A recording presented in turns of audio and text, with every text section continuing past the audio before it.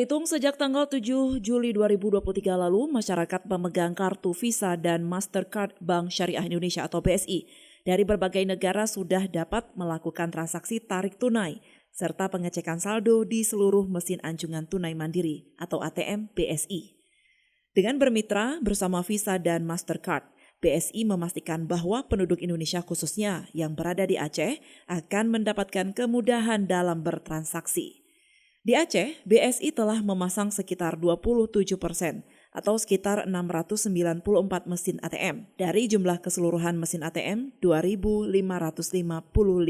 di seluruh penjuru Indonesia. Senior Executive Vice President Digital Banking BSI, Saud Parulian mengatakan kehadiran layanan ATM Visa dan Mastercard merupakan jawaban dari kebutuhan masyarakat Aceh selama ini. Jadi sekarang ini ada 694 ATM yang ada di Aceh dan kita akan terus tambah.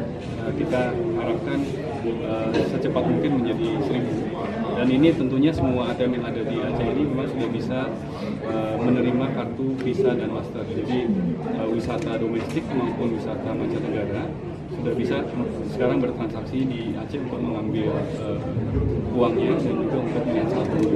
Kata kabupaten yang ada di Aceh, jadi tersebar semuanya, jadi tidak terkonsentrasi hanya di satu area saja.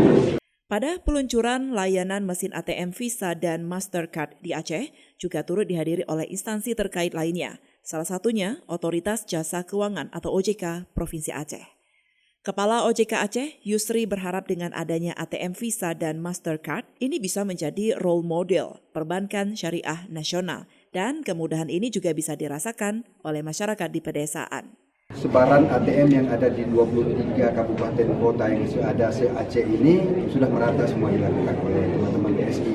Nah, kita harap target dari yang rencana itu 1.000 itu akan lebih lengkap lagi, bukan hanya di kecamatan, nanti di kelurahan-kelurahan terdekat yang kita lihat potensial pun akan coba dipasang di situ.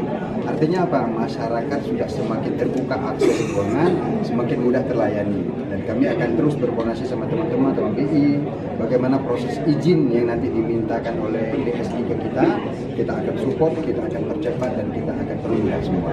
Dari Banda Aceh, Lala Nurmala melaporkan untuk Puja TV Aceh.